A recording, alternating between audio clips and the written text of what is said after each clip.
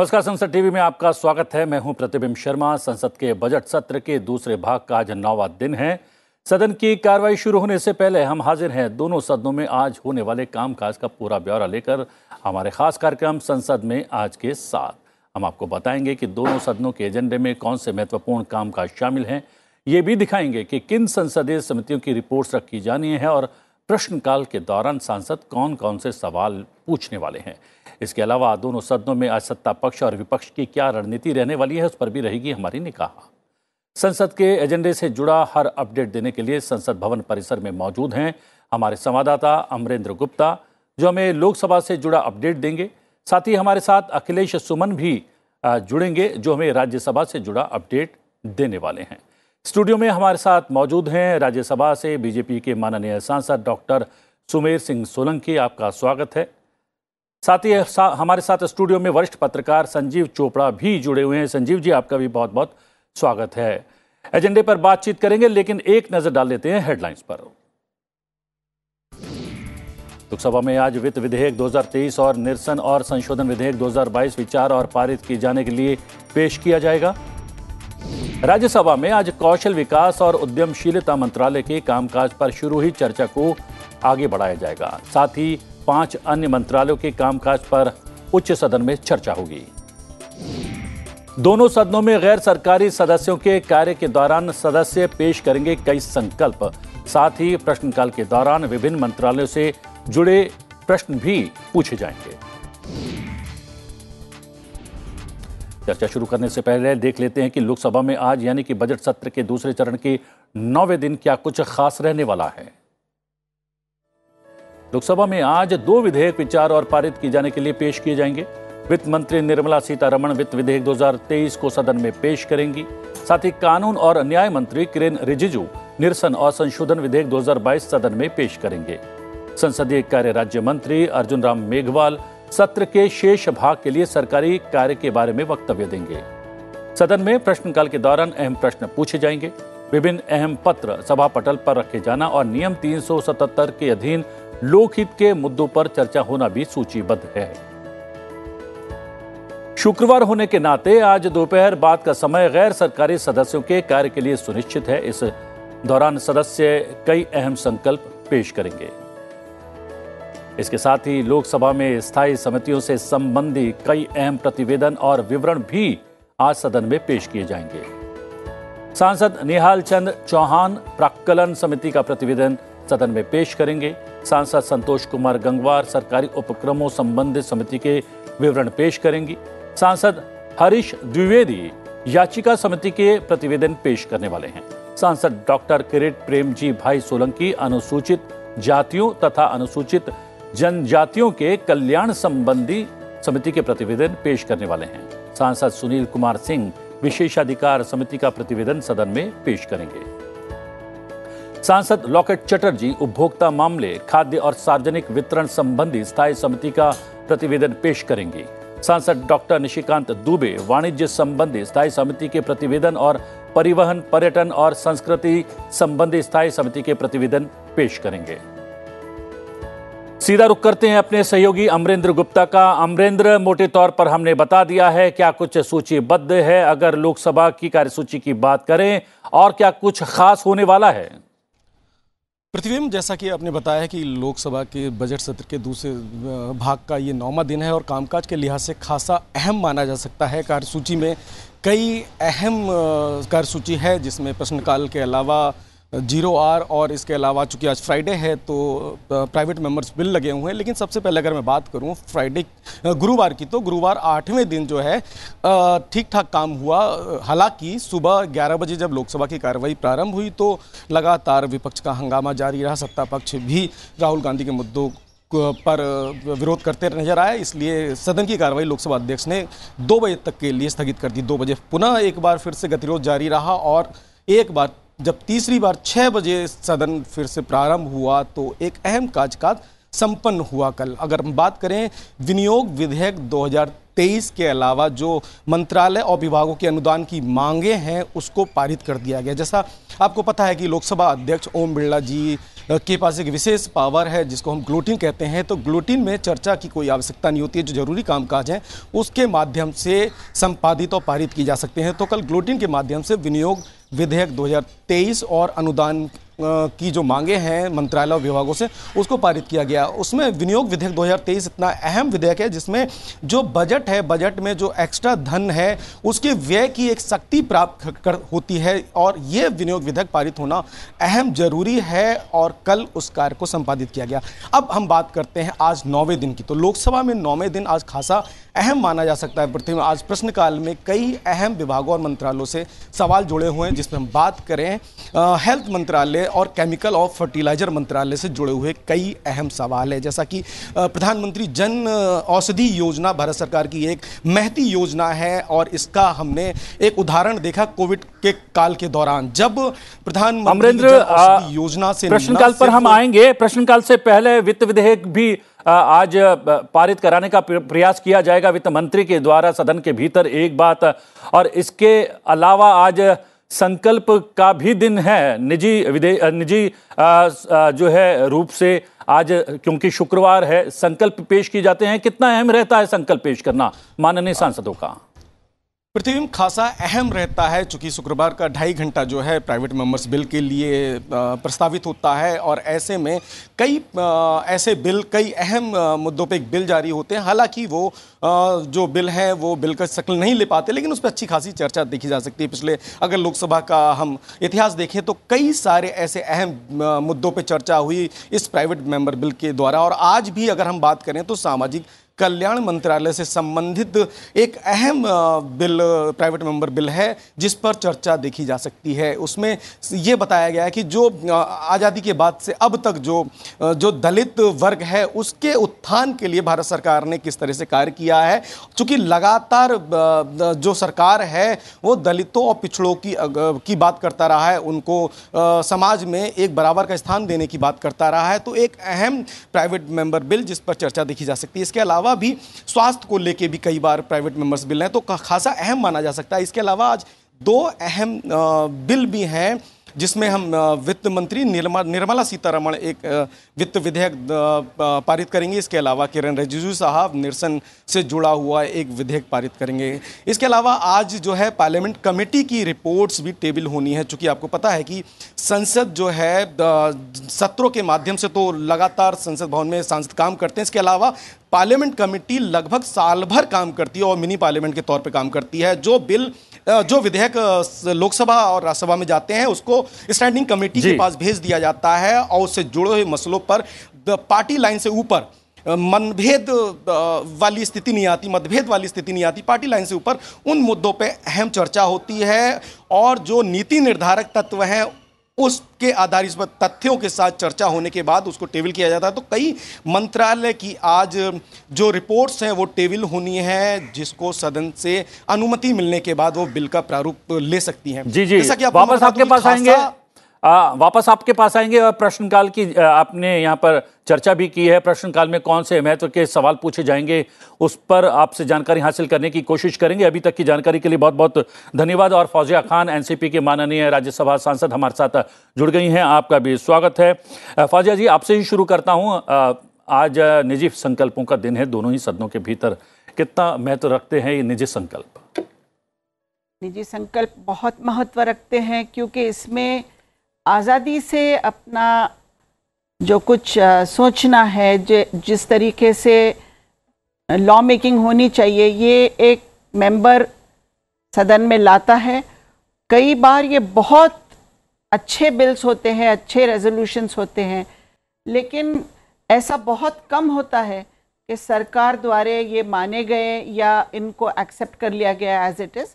हालांकि ऐसा इतिहास में उदाहरण कई पाए गए हैं।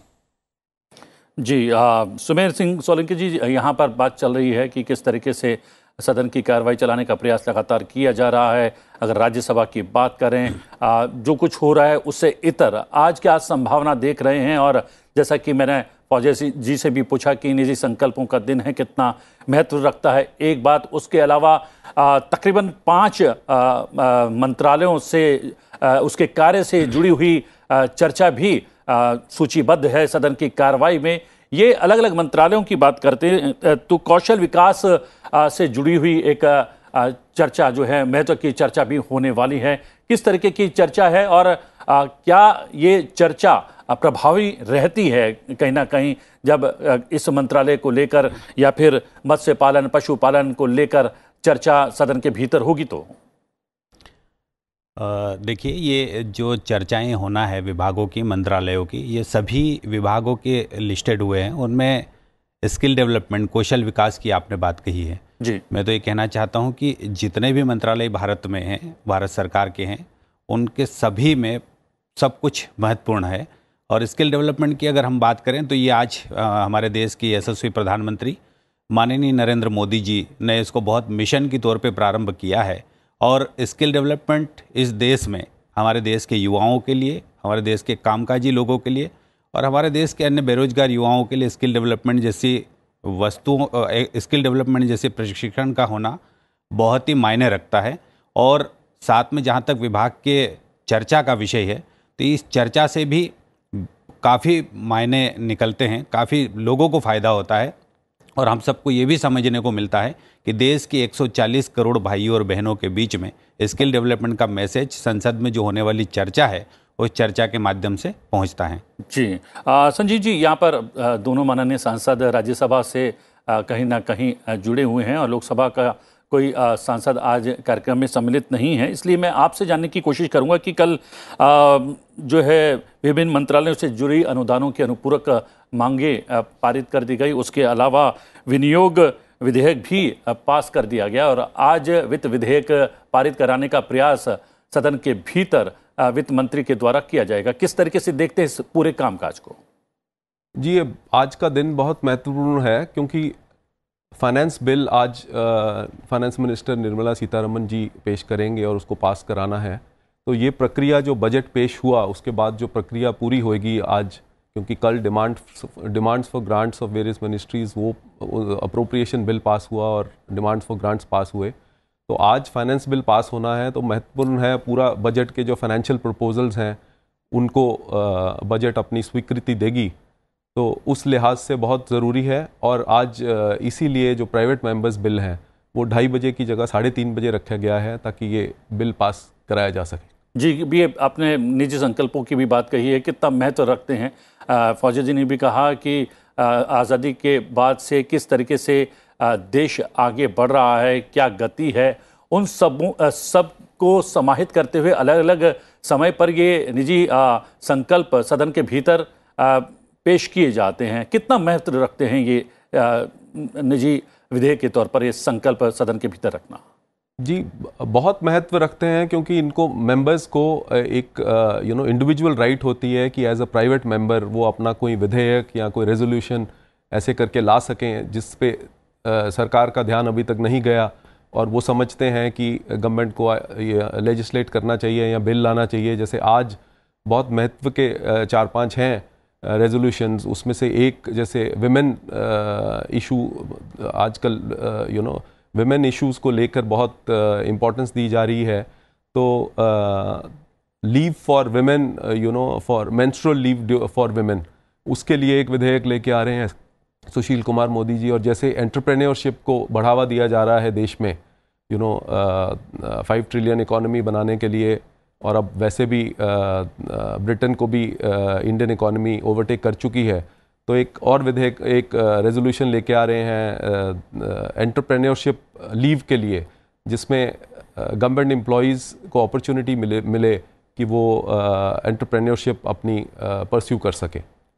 जी हाँ, और प्रश्नकाल भी आज खासा महत्व रखता है। प्रश्नकाल के दौरान आज लोकसभा में रसायन और उर्वरक मंत्रालय से 6 सवाल पूछे जाएंगे।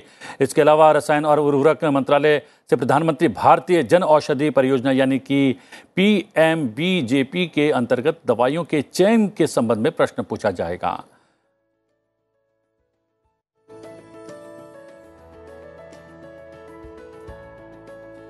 इसके साथ ही प्रश्नकाल के दौरान स्वास्थ्य और परिवार कल्याण मंत्रालय से भी 6 प्रश्न पूछे जाएंगे। मंत्रालय से देश में कुष्ठ रोग के मामलों के संबंध में प्रश्न पूछा जाना है।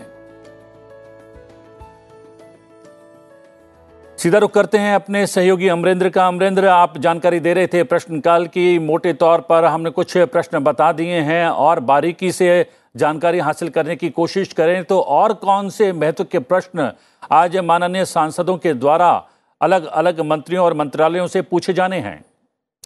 देखिए प्रतिबिंब, सबसे पहले मैं बात करूं अगर प्रश्नकाल की, तो आपको पता होगा कि इस बार के बजट में जो सबसे ज़्यादा जो फोकस है वो हेल्थ को लेके दिया गया है। हेल्थ को लेके खासी इस समय बजट अलॉटमेंट है और अगर व्यय मतलब आंकड़ों में बात करें तो सबसे ज़्यादा ट्रांसपोर्ट, हेल्थ और रेलवे, ये 3 टॉप के जो मंत्रालय विभाग है उनको बजट एलोकेशन किया गया है। तो इस बार जो आज का जो प्रश्नकाल है खासा महत्व इसलिए भी रखता है कि आज हेल्थ से जुड़े हुए कई सवाल लगे हुए हैं। हेल्थ से जुड़ा हुआ ही एक केमिकल और फर्टिलाइजर मंत्रालय है जिसमें प्रधानमंत्री जन औषधि योजना आती है और उसको लेके भी कई महत्वपूर्ण सवाल हैं। मैंने जैसे आपको पहले बताया था कि प्रधानमंत्री जन औषधि योजना अगर देखें भारत के अगर कोविड काल से अब तक, तो एक ऐतिहासिक कार्य प्रधानमंत्री जन योजना ने किया है। जन औषधि योजना ने जब मार्केट में आपको एक सस्ती दवाइयाँ आम गरीब आम भारतवासी के लिए सस्ती मेडिसिन उपलब्ध कराने की जो परिकल्पना भारत सरकार की, इलाज की और स्वास्थ्य की जो रख रखाव करने की जो परिकल्पना भारत सरकार की थी, उसके तहत ये खासा अहम प्रोजेक्ट माना जा सकता है। तो इस पर आज कई सवाल लगे हुए। प्रधानमंत्री जन औषधि केंद्र को लेके सरकार ने जिस तरह की नीति बनाई है कि हर शहर में कई सारा एक्सपेंशन है इसको लेके। इसके अलावा मैं बात करूं तो हेल्थ मंत्रालय से जुड़े हुए भी एक सवाल बहुत इंपॉर्टेंट है जिसमें किस तरह से प्राइवेट हॉस्पिटल, जो सरकारी सेवा है, जो हॉस्पिटल्स हैं, उसमें किस तरह से काम होता है, उससे जुड़ा हुआ एक सवाल है। इसके अलावा अगर मैं बात करूं तो सामाजिक न्याय मंत्रालय से भी जुड़ा हुआ एक खासा अहम सवाल देखा जा सकता है। इसके अलावा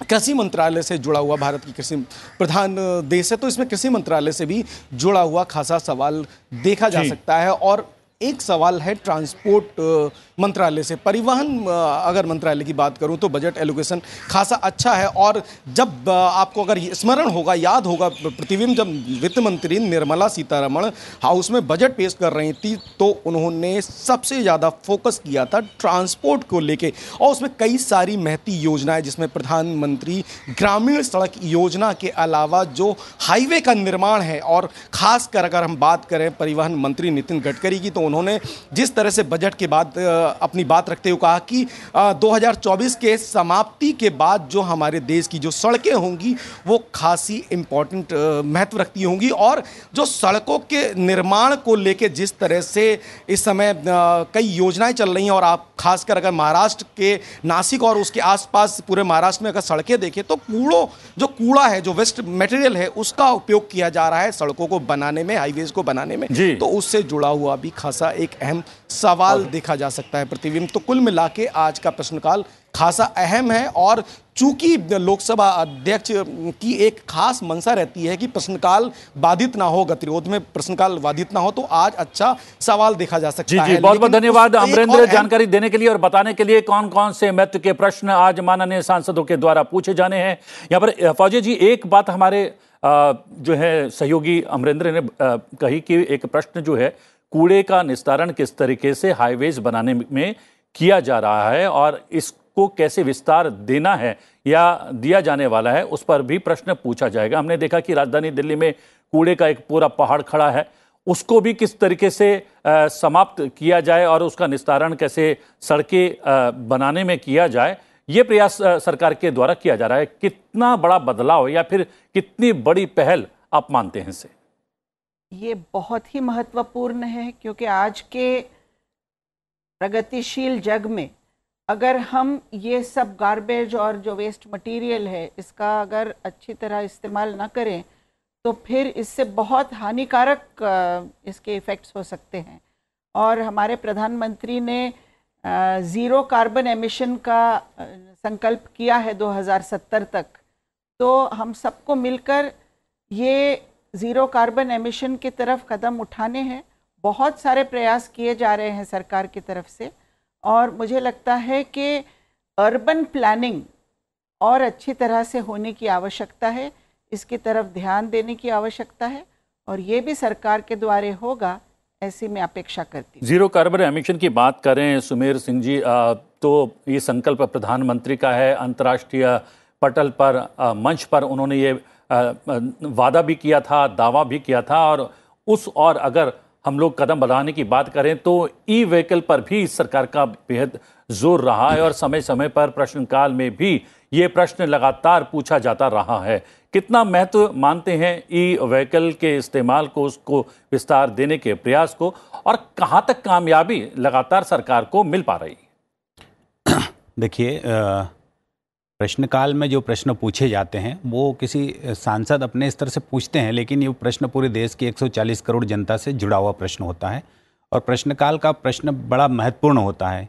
इसी कड़ी में आपने कहा कि स्वच्छ भारत मिशन को लेकर और प्रधानमंत्री जी चाहते हैं कि 2070 तक जीरो एमिशन हो, तो मैं तो ये कहना चाहता हूँ कि इलेक्ट्रिक व्हीकल सचमुच में इस देश के लिए और दुनिया के लिए चमत्कार करने वाले व्हीकल हैं और उनको बढ़ावा देने के लिए सरकार निरंतर प्रयास कर रही है और आज भारत देश की जनता भी इसको पसंद कर रही है।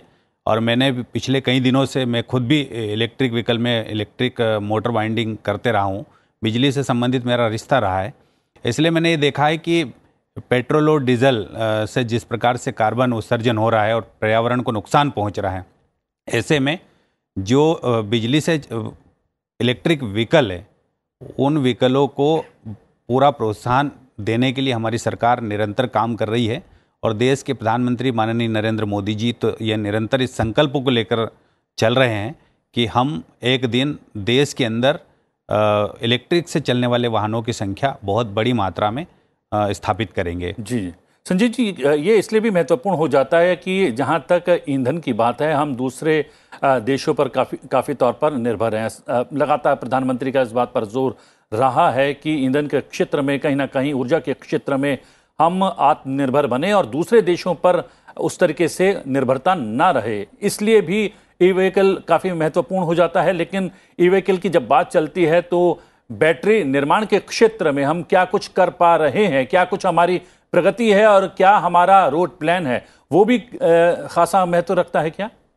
जी बिल्कुल, battery is the most important aspect in electric vehicle. तो उसमें सबसे ज़रूरी है, एफर्ट्स चल रहे हैं कि देश में बैटरी बने। और अब जैसे मोबाइल के क्षेत्र में तो India has become the second largest mobile manufacturer in the world. तो वैसे ही इलेक्ट्रिक व्हीकल्स के बारे में अब देश में जागरूकता भी बढ़ रही है। सरकार ने टैक्स रिलीफ भी दिया है कि अगर आप लोन लेके एक इलेक्ट्रिक व्हीकल लेते हो तो आपको थोड़ा टैक्स रिलीफ भी मिलता है उसमें। तो सरकार अपनी तरफ से प्रोत्साहन कर रही है। और जहाँ तक ज़ीरो एमिशंस की बात है, पावर सेक्टर में ऑलरेडी सरकार ने काफ़ी अच्छा प्रदर्शन किया है और ऑलरेडी टारगेट से कहीं आगे चल रहे हैं हिंदुस्तान की सरकार। जी जी, अब नजर डाल लेते हैं राज्यसभा में क्या कुछ होने वाला है। राज्यसभा की कार्यसूची में कौन कौन से कार्यसूचीबद्ध हैं, उस पर नजर डाल लेते हैं। राज्यसभा में आज कौशल विकास और उद्यमशीलता मंत्रालय के कामकाज पर शुरू हुई चर्चा को आगे बढ़ाया जाएगा। साथ ही 5 अन्य मंत्रालय वस्त्र, मत्स्य पालन, पशुपालन, डेयरी, ग्रामीण विकास, सहकारिता और रेल के कार्य पर चर्चा किया जाना भी सूचीबद्ध है। जल शक्ति राज्य मंत्री विश्वेश्वर टूडू मंत्रालय संबंधी स्थायी समिति के प्रतिवेदन के संबंध में वक्तव्य देने वाले हैं। संसदीय कार्य राज्य मंत्री वी मुरलीधरन सरकारी कार्य के संबंध में वक्तव्य देंगे। सदन में प्रश्नकाल के दौरान अहम प्रश्न भी पूछे जाएंगे। नियम 377 के अधीन सदस्य लोकहित से जुड़े मुद्दों को उठाएंगे और साथ ही सदन के पटल पर अहम पत्र भी रखे जाना कार्यसूची में शामिल है। सदन में गैर सरकारी सदस्यों के कार्य के दौरान संकल्प पेश भी किए जाएंगे। राज्यसभा की कार्यसूची में कई अहम प्रतिवेदन और प्रस्ताव भी पेश किए जाना सूचीबद्ध है। सांसद तिरुचि शिवा उद्योग संबंधी स्थायी समिति के प्रतिवेदन, सांसद सुजीत कुमार याचिका संबंधी स्थायी समिति का प्रतिवेदन, सांसद डॉक्टर अमर पटनायक वित्त संबंधी स्थायी समिति के प्रतिवेदन, सांसद राम भाई हरिजी भाई मोकरिया पेट्रोलियम और प्राकृतिक गैस संबंधी स्थायी समिति के प्रतिवेदन और सांसद गीता और चंद्र प्रभा सामाजिक न्याय और अधिकारिता संबंधी स्थायी समिति के प्रतिवेदन पेश करेंगे। सीधा रुख करते हैं अपने सहयोगी अखिलेश सुमन का। अखिलेश, मोटे तौर पर हमने जानकारी दे दी है, बारीक जानकारी क्या है राज्यसभा की अगर बात की जाए, आज 9वें दिन क्या कुछ खास रहने वाला है? देखिए, राज्यसभा में जो 9वें दिन है, एक सबसे जो महत्वपूर्ण बात है जो आपने कहा कि स्टेटमेंट होगा एक मिनिस्टर का, वो जल शक्ति मंत्रालय से संबंधित है। और उसमें जो सबसे खास बात यह है कि गर्मी के बाद देखिए बरसात जब आती है तो बाढ़ की बड़ी विभीषिका होती है, और इस पर स्टैंडिंग कमेटी ने एक रिकमेंडेशन दिया था जो खास तौर पे इंटरनल जो स्टेट के इंटर स्टेट जो संबंध है फ्लड को रोकने के लिए उसके बारे में मैकेनिज्म बनाने का, और उसके बाद एक्सटर्नल रिवर्स है जैसे पाकिस्तान का है, चीन का है, भूटान के साथ जो हमारे नदी जल संबंध है, उन सारी चीज़ों को कैसे रेगुलेट किया जाए ताकि बाढ़ की स्थिति ना उत्पन्न हो और जो पानी है उसका समुचित उपयोग हो पाए। तो इसके बारे में क्या एक्शन लिया गया है। आमतौर पे होता यह है प्रतिबिंब की एक्शन टेकन रिपोर्ट रख दी जाती है, लेकिन ये चूंकि ये विषय बहुत ही महत्वपूर्ण है इसलिए मंत्री खुद इस पर स्टेटमेंट देंगे, तो यह एक महत्वपूर्ण बात है। इसमें पाकिस्तान से जो हमारा इंडस रिवर समझौता है जिसमें कि माना यह जाता है कि ईस्टर्न रिवर का जो पानी है हमको जितना उपयोग करना चाहिए वो नहीं कर पाते हैं, और वेस्टर्न रिवर में भी जितना हमको उपयोग करना चाहिए नहीं कर पाते हैं। तो इसके बारे में समिति ने अनुशंसा है कि अब देखना होगा कि आज मंत्री इस पर क्या जवाब देते हैं। लेकिन इससे और भी जो महत्वपूर्ण एक होता है जो राज्यसभा की परिपाटी है कि सबसे पहले 0 आवर शुरू होता है, और 0 आवर में जो महत्व के राष्ट्रीय महत्व के जो विषय होते हैं उसे सांसद उठाते हैं। तो आज जो सबसे पहला ही जो विषय है काफ़ी पुराना विषय है लेकिन काफ़ी रोचक और महत्वपूर्ण है, जो अनिल हेगड़े जेडीयू के सदस्य हैं उन्होंने उठाया है। वो उठाया है कि वो जो पारंपरिक बीज जो हमारे यहाँ से लुप्त होते जा रहे हैं, जैसे आजकल जीएम फूड का है या कई तरह के बीज जो विकसित किए जा रहे हैं हमारे एग्रीकल्चर रिसर्च इंस्टीट्यूशन में भी, लेकिन उससे इतर जो हमारे पारंपरिक बीज हैं, जो किसान उन पारंपरिक बीजों को बचाने का काम कर रहे हैं, उन्हें किस तरह से मदद दिया जाए ताकि वो इस काम में लगे रहें। और जिस तरह से आजकल मिलेट का ज़माना आया है तो मिलेट में भी कई तरह के पारंपरिक बीज हैं जो कि रिसर्च अभी और होना है, लेकिन जो पारंपरिक बीज हैं उनका बड़ा महत्व है। तो एक बहुत ही महत्वपूर्ण मुद्दा है जिसे अनिल हेगड़े उठाना चाहते हैं। एक जो दूसरा मैं बताऊं कि एक फिशरमैन का मामला होता है, वाइको हैं, एमडीएम के सदस्य हैं, वाइको ने उठाया है कि श्रीलंकन नेवी द्वारा जो भारतीय फिशरमैन पर बार बार अटैक होते हैं, इसके लिए दोनों देशों के बीच में एक समुचित एक तंत्र बनाना चाहिए, और इसका सवाल वो उठाएंगे। बहुत बड़ी समस्या होती है जो खास करके केरल तमिलनाडु के जो मछुआरे होते हैं। एक जो और जो बहुत ही महत्वपूर्ण है जो आंध्र प्रदेश की बात उठाई है, हालांकि ये स्टेट सब्जेक्ट है लेकिन चूंकि काउंसिल ऑफ स्टेट्स राज्यसभा है इसलिए यहाँ कई बार स्टेट्स के सब्जेक्ट को उठाने की अनुमति दी जाती है। उन्होंने उठाया है कि आंध्र प्रदेश में जो एम्प्लॉइज हैं उनको सैलरी मिलने में दिक्कत हो रही है। एक बहुत ही ज्वलंत प्रश्न है और निश्चित तौर पे कह सकते हैं कि यह एक बहुत महत्वपूर्ण सवाल है जिस पर आंध्र सरकार और यहाँ के केंद्र सरकार भी आंध्र सरकार से पूछ सकती है, बात कर सकती है कि क्या मामला क्या है। एक और चौथा मामला मैं बताऊं कि एक IUML के अब्दुल वहाब हैं, उन्होंने वीडो सीनियर सिटीजन डिसेबल्स के लिए जो सोशल सिक्योरिटी नेट बढ़ाने की मांग की है कि उनका सोशल सिक्योरिटी उनका सेफ्टी नेट किस तरीके से बढ़ाया जाए ताकि वो कई बार अनाथ की स्थिति में चले जाते हैं, उस स्थिति में ना उन्हें पड़ना जाए। हालांकि आजकल यह देखा जा रहा है कि कई बार पुलिस स्टेशन जो खास करके सीनियर सिटीजन है उनकी खबर लेती है, लेकिन इसे और बढ़ाने की और किस तरीके से उन्हें अस्पतालों और अन्य तंत्र में जगह दिया जाता है। अखिलेश, जब शून्यकाल की बात चल रही है, शून्यकाल का जिक्र आप यहां पर कर रहे हैं, तो शून्यकाल के साथ हम प्रश्नकाल की भी बात कर लेते हैं और प्रश्नकाल में कौन कौन से महत्व के प्रश्न राज्यसभा के भीतर भी पूछे जाएंगे वो भी जानकारी आपसे हासिल करेंगे। लेकिन उससे पहले मोटे तौर पर कुछ प्रश्नों के बारे में हम बता देते हैं। राज्यसभा में पूछे जाने वाले सवालों की अगर बात की जाए तो संचार मंत्रालय से 2 सवाल आज पूछे जाने हैं। इन सवालों में एक सवाल परेशान करने वाले कॉल्स और संदेशों पर अंकुश लगाने से संबंधित भी होगा। इसके साथ ही आज कृषि और किसान कल्याण मंत्रालय से भी 6 प्रश्न पूछे जाएंगे। सवाल के माध्यम से सांसद कृषि से संबंधित स्टार्टअप्स को बढ़ावा दिए जाने से संबंधित सवाल करेंगे। अखिलेश, कुछ सवाल हमने बता दिए हैं अपने दर्शकों को, इसके अलावा कौन कौन से महत्व के प्रश्न आज प्रश्नकाल के भीतर पूछे जाने वाले हैं?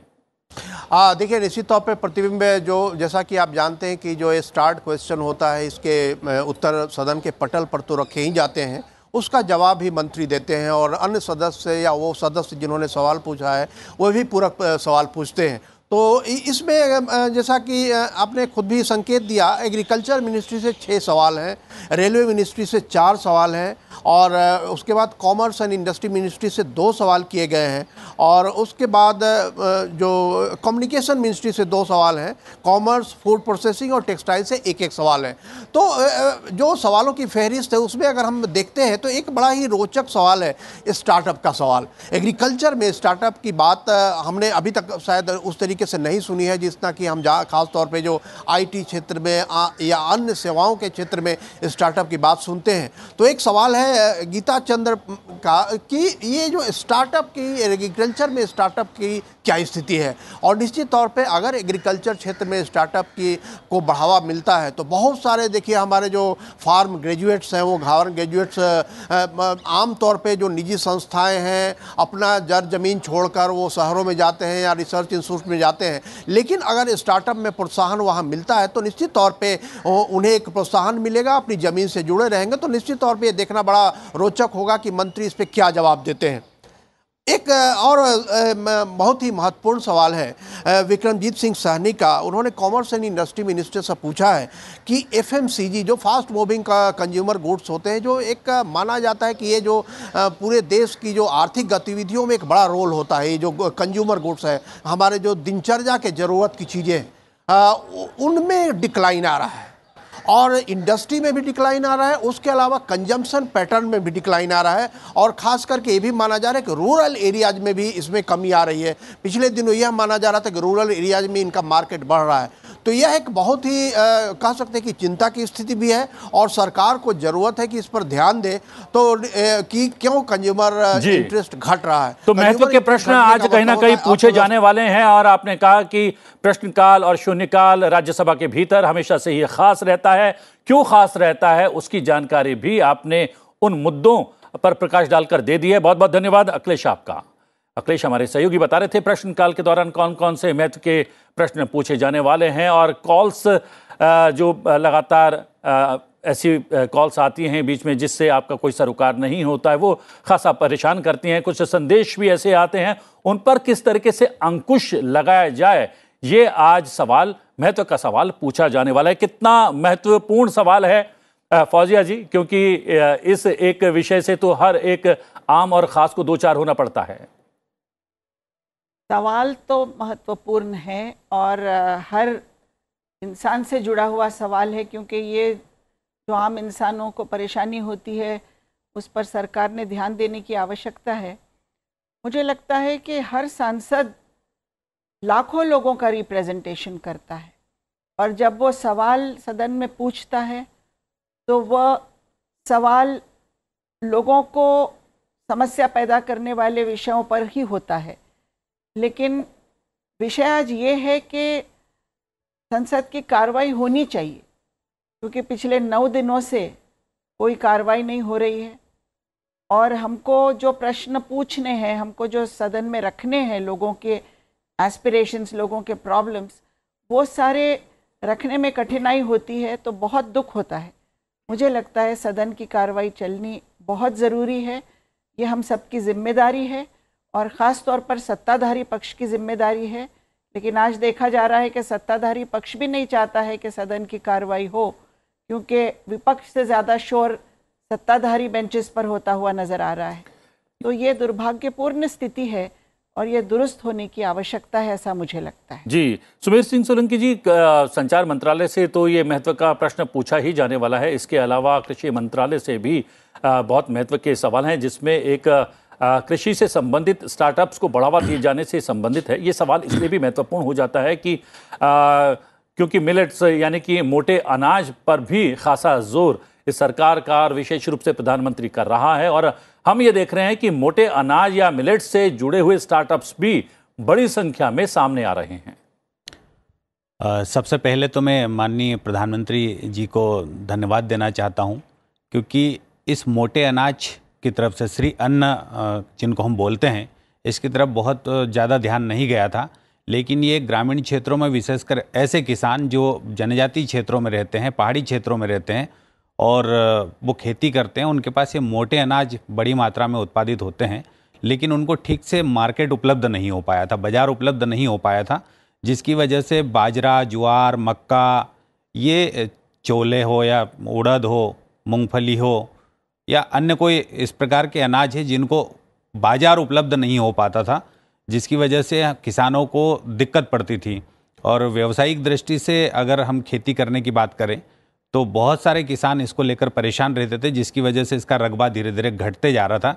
लेकिन अब देश के प्रधानमंत्री जी ने इसको मिलेट ईयर 2023 घोषित किया है और अब किसानों को श्री अन्न, मोटे अनाज उत्पादन करने के लिए प्रोत्साहित करने की दिशा में कृषि मंत्रालय भी काम कर रहा है। तो इससे निश्चित रूप से उन गरीब क्षेत्रों के किसानों को बहुत अधिक लाभ होगा। और जहाँ तक स्टार्टअप की बात है तो अपने व्यवसाय को स्थापित करने में भी बहुत सारे युवाओं को और किसानों को इसमें मदद मिलेगी। जी, इसके अलावा शून्यकाल में भी कुछ महत्व के मुद्दे आज उठ सकते हैं, उस पर भी प्रकाश डालेंगे। लेकिन उससे पहले लोकसभा में हर शुक्रवार को बैठक के अंतिम 2.5 घंटे का समय गैर सरकारी सदस्यों के कार्य के लिए सुनिश्चित होता है। हर एक सदस्य को जो कि मंत्री नहीं है उसे गैर सरकारी सदस्य कहा जाता है। इस दौरान गैर सरकारी सदस्यों के विधेयकों और संकल्पों पर लगातार चर्चा होती है। आज सदन में विभिन्न सदस्यों की ओर से संकल्प पेश किए जाएंगे। आइए एक नजर डालते हैं इन संकल्पों पर। सांसद एन रेड्डप्पा आदर्श स्टेशन योजना के अंतर्गत स्टेशन, रेलवे स्टेशन के सौंदर्यीकरण और आधुनिकीकरण से संबंधित संकल्प सदन में पेश करेंगे। सांसद डॉक्टर हिना विजय कुमार गावित देश में अनुसूचित जनजातियों के व्यक्तियों के सर्वांगीण विकास के लिए आवश्यक उपाय से जुड़ा संकल्प सदन में पेश करेंगी। सांसद अरुण कुमार सागर उत्तर प्रदेश में फर्रुखाबाद, अल्हागंज, काट, शाहजहांपुर, पुठाया, खुटार, मैलानी से पीलीभीत तक नई रेल लाइन के निर्माण से संबंधित संकल्प को सदन के भीतर पेश करेंगे। सांसद एडवोकेट डीन कुरियाकोस नकदी फसलों के पौधारोपण क्षेत्र में संलग्न किसानों और श्रमिकों के लिए कल्याणकारी उपाय से जुड़ा हुआ संकल्प सदन में पेश करेंगे। सांसद हसनैन मसूदी देश में कैदियों के लिए सामाजिक सुरक्षा और कल्याणकारी उपायों का उपबंध करने से संबंधित संकल्प सदन में पेश करने वाले हैं। राज्यसभा की बात करें तो राज्यसभा में आज गैर सरकारी सदस्यों के कार्य के दौरान 6 संकल्प पेश किए जाएंगे। आइए नजर डालते हैं इन तमाम संकल्पों पर। सांसद अब्दुल वहाब गैर सरकारी सदस्यों के कार्य के दौरान अल्पसंख्यकों पर होने वाले अत्याचारों की रोकथाम के लिए कानून से संबंधित संकल्प सदन में पेश करेंगे। सांसद शक्ति सिंह गोहिल सैनिकों को सभी सुविधाएं प्रदान करने से संबंधित संकल्प को सदन में पेश करेंगे। सांसद विवेक के तनखा गैर सरकारी सदस्यों के कार्य के दौरान स्टार्टअप में हितधारकों के बीच निष्पक्षता को सुनिश्चित किए जाने से जुड़ा हुआ संकल्प सदन में पेश करेंगे। सांसद ए रहीम शिक्षित बेरोजगारों और प्रवासी मजदूरों की सुरक्षा के लिए विशेष कानून बनाए जाने से संबंधित संकल्प सदन में पेश करने वाले हैं। सांसद डॉक्टर वी शिवादासन वैद्य अधिकारों के लिए लड़ने वाले श्रमिकों को सहायता प्रदान किए जाने से जुड़ा हुआ संकल्प सदन में प्रस्तुत करने वाले हैं। सांसद सुशील कुमार मोदी महिलाओं के लिए राष्ट्रीय मासिक धर्म छुट्टी नीति तैयार करने से संबंधित संकल्प को सदन में पेश करेंगे। चूंकि ये महिलाओं से जुड़ा एक विषय है, फौजिया जी कितना महत्व रखता है जो सांसद सुशील कुमार मोदी महिलाओं के लिए राष्ट्रीय मासिक धर्म नीति तैयार करने से संकल्प को सदन में पेश करने वाले हैं, क्योंकि हम देख रहे हैं कि मातृत्व अवकाश तो सरकार देती ही है और पिछले दिनों इस अवकाश में भी बढ़ोतरी की गई है। अब राष्ट्रीय मासिक धर्म छुट्टी नीति कितनी महत्व की है ये राष्ट्रीय मासिक धर्म छुट्टी नीति? मेरी व्यक्तिगत राय इसमें ये रहेगी कि हम लोग डिलीवरी के लिए, प्रेगनेंसी के लिए तो हम छुट्टी देते हैं। मेंस्ट्रुअल लीव के लिए अगर महिला को तकलीफ है तो वो उसकी ऑप्शनल लीव हो सकती है, क्योंकि ज़्यादा छुट्टियां देना ये भी हमारे कारोबार पर इफ़ेक्ट पड़ाता है। और इसलिए मुझे ऐसे लगता है कि एक जनरलाइज तौर पर छुट्टी देना ये उचित नहीं रहेगा, लेकिन इसमें जिन लोगों को तकलीफ़ है 1-2 दिन तक, उसके लिए अगर इस लीव को ऑप्शनल रखा जाए तो ये ज़्यादा ठीक रहे। जी जी, सुमेर सिंह सोलंकी जी, पहले भी ये बात आई है कि मातृत्व जब जो छुट्टियां हैं बढ़ाई गई थी, तब भी ये सवाल आया था कि अगर महिलाओं को लेकर छुट्टियां ज़्यादा दी जाएंगी तो सरकारी महकमों में तो नहीं, लेकिन जो निजी कहीं कहीं ऑफिसेज हैं या फिर कॉरपोरेट घराने हैं, वहाँ पर फिर जो है नौकरी देने में महिलाओं को कहीं ना कहीं गुरेज किया जाने लगेगा, क्योंकि सीधे तौर पर ज़्यादा छुट्टियां देना यानी कि काम कहीं ना कहीं प्रभावित होना है। क्या आप भी ये इस बात को मानते हैं? ये विषय बड़ा महत्वपूर्ण है, क्योंकि हमारे देश में 50% आधी बहनें हमारी है, माता बहनें हैं, और उन सबसे जुड़ा हुआ विषय है ये। आदरणीय फौजिया दीदी ने अभी इस विषय को बहुत अच्छे से रखा है। जैसा कि उन्होंने कहा कि बिल्कुल जिनको परेशानी है और जिनको इससे संबंधित तकलीफ़ें हैं उनको तो अवकाश देना चाहिए, लेकिन बाकी जो बहनें हमारी जो काम कर सकती हैं, इसको ऑप्शनल ऐच्छिक स्वैच्छिक अगर रखेंगे तो हर क्षेत्र में, जैसे कृषि के क्षेत्र में भी माता बहनें काम कर रही है, कॉरपोरेट जगत में काम कर रही है, नौकरी अन्य विभागों में कर रही है, ये अलग अलग जगह पर अलग अलग स्थितियाँ निर्मित होगी, लेकिन अलग अलग सिचुएशन को देखते हुए, स्थितियों को देखते हुए, परिस्थितियों को देखते हुए इस पे अगर निर्णय लिया जाएगा तो माता बहनों को भी सुविधा होगी और देश में काम भी निरंतर जारी रहेगा। जी जी, और स्टार्टअप हितधारकों को लेकर भी सांसद विवेक के तनख्वाह गैर सरकारी सदस्यों के कार्य के दौरान जो है स्टार्टअप के हितधारकों के बीच निष्पक्षता को सुनिश्चित किए जाने से जुड़ा हुआ जो है संकल्प प्रस्तुत करने वाले हैं। कितना महत्व का है ये संकल्प, संजीव जी? जी, देश एंटरप्रेन्योरशिप की तरफ जा रहा है, प्रमोट कर रहे हैं एंटरप्रेन्योरशिप की, मैन्युफैक्चरिंग इंडिया में हो। जैसे चाइना बहुत आगे चला गया है मैन्युफैक्चरिंग में, उस लिहाज से इंडिया उतना आगे नहीं गया, लेकिन अब सरकार की ओर से बहुत प्रोत्साहन दिया जा रहा है कि एंटरप्रेन्योरशिप इंडिया में हो।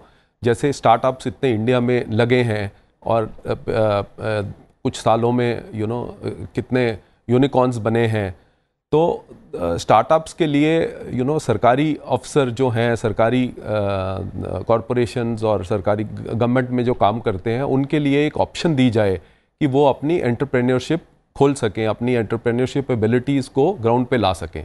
लेकिन सबसे बड़ा महत्व का मुद्दा, जो सारे महत्वपूर्ण मुद्दे हैं, लेकिन इशू सबसे बड़ा ये है कि आज सदन चलेगा कि नहीं, क्योंकि जिस लिहाज से गतिरोध बना हुआ है राज्यसभा में भी, लोकसभा में भी।